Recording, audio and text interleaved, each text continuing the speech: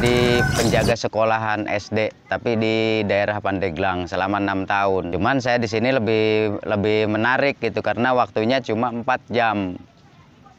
Cuma 4 jam, jadi saya bisa nyari pekerjaan lain.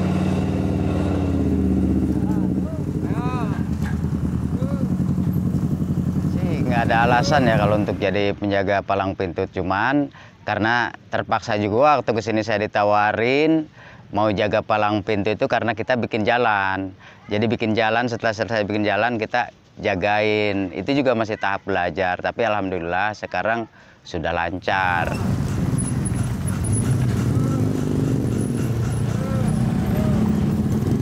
Jadi penjaga palang pintu itu udah berjalan 5 tahun. 5 tahun, hampir 6 tahun.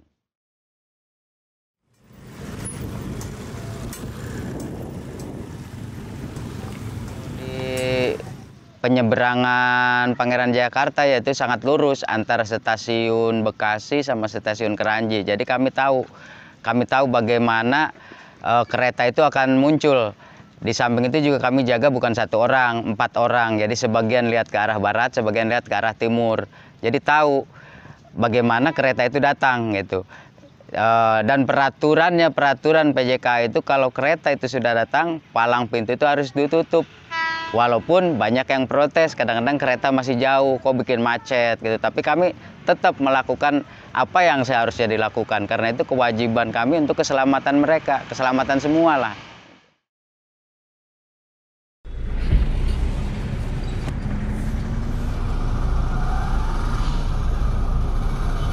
Ada, tapi itu karena nggak ini ya, karena sebagian mereka itu nggak paham bahwa kita itu nyelamatin mereka gitu ya. Jadi ada dia mau nyebrang minta dibukain, sementara kereta udah dekat. Kita bilang tuh kamu harus dengerin, karena apa, kita juga bukan sembarang menutup kalau nggak ada kereta. Jadi ada peraturannya. Dia bilang kereta kan masih jauh gitu, kereta masih jauh. Ya saya cuma ngebilangin ya, sampai sempat cekcok itulah.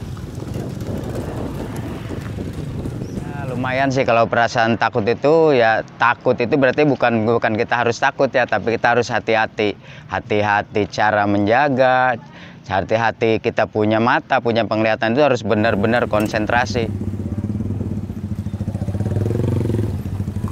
Sebetulnya kalau masalah takut itu bukan masalah takut resiko untuk diri sendiri, tapi untuk orang lain gitu. Resiko kecelakaan itu untuk orang lain gitu. Kalau untuk diri sendiri itu kita lebih antisipasi lagi, karena kita tahu gitu kereta itu waktu datangnya kereta itu tahu, paham gitu.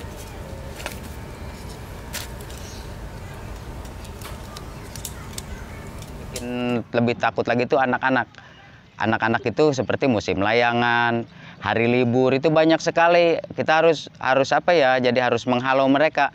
Contohnya mereka itu kadang-kadang iseng gitu, naruh batu di rel, itu kan juga nggak boleh. Bikin kereta itu bahaya gitu. Karena apa? Satu gerbong aja kereta itu kebalik semuanya kan gitu. Itu banyak anak-anak yang naruh batu gitu. Kita harus menghalau gitu. Apalagi anak-anak cuma main padahal lintasan itu ada apa? Rel itu ada 4, tapi mereka lebih senang di rel yang aktif. Gitu. Kita sarankan udah kalau kamu duduk di rel yang nggak aktif. Itu sangat menakutkan sekali gitu. Kalau misalnya ada yang jalan kaki begitu, kadang-kadang kan maksa tuh kereta masih jauh, kok saya dihalang-halangin gitu. Padahal kita kan antisipasi supaya demi keselamatan mereka juga.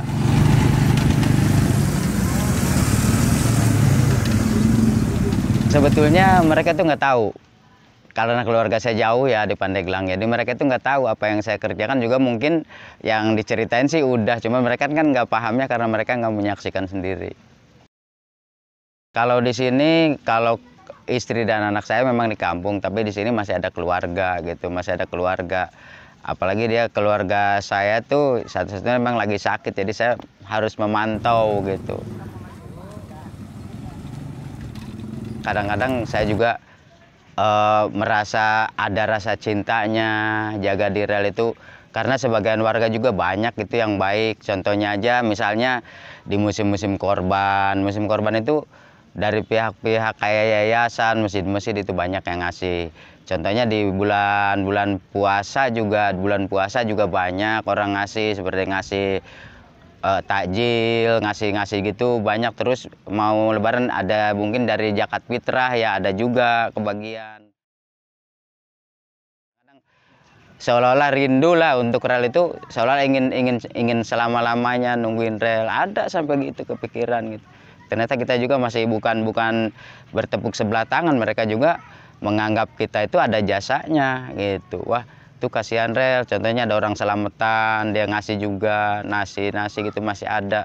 Kalau bulan puasa ini lebih banyak lagi untuk takjil, untuk dagangan mungkin yang sisa-sisanya juga dibawa ke rel juga. Walaupun mungkin sebagian ada yang anggap apa ya, yang kurang layak dikasih gitu, kurang layak dikonsumsi, itu kadang-kadang ada juga yang sempat dikasih ke rel.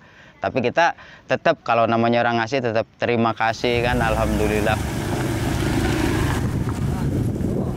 Bahkan ada ya yang sampai saya pernah, Pak mau makan enggak gitu.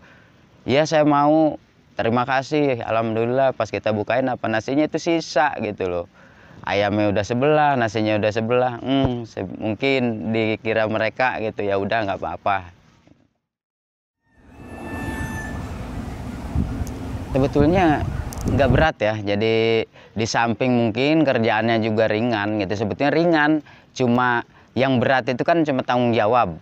Sebetulnya kerjaan itu nggak ada yang berat. Kalau di rel itu nggak ada kerjaan yang seperti orang-orang kerja bangunan. Itu kan cuma duduk, ya kan, duduk merhatiin kereta, merhatiin orang lewat, merhatiin orang nyebrang. Ya untuk pendapatan kalau di masa-masa COVID ini ya emang sangat minim sekali ya, tapi untuk mungkin dari minimalnya 50.000 nyampe 100 itu kadang-kadang nyampe. Ya minimalnya 50, dibilang cukup mah ya kurang cukup lah gitu. Cuman kita juga sadar keadaan mau diapain kan, emang keadaan begini. Keadaannya orang juga sulit, masa sulit, bukan mereka juga nggak mau ngasih gitu, tapi mereka juga lagi sulit.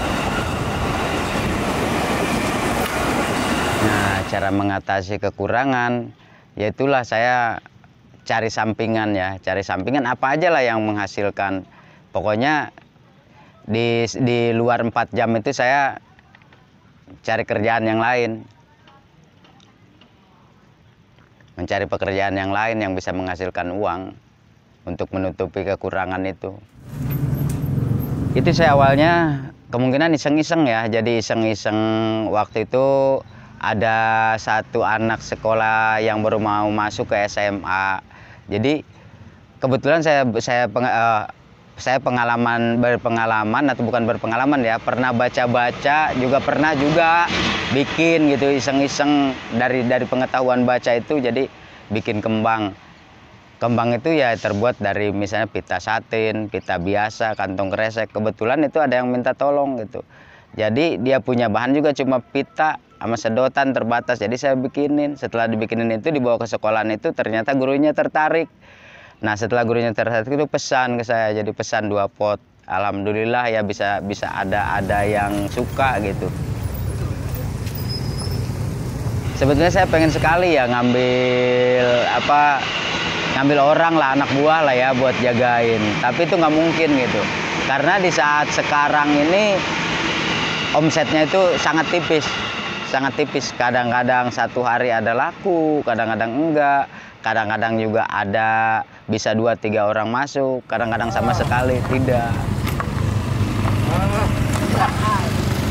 Ya sebetulnya saya punya harapan ya, walaupun mungkin usia udah 50 tahun, tapi saya pengennya sih saya dari rel ini ya keluar karena apa? Walaupun nggak sekarang mungkin kan suatu saat kan nutup gitu loh. Jadi saya punya harapan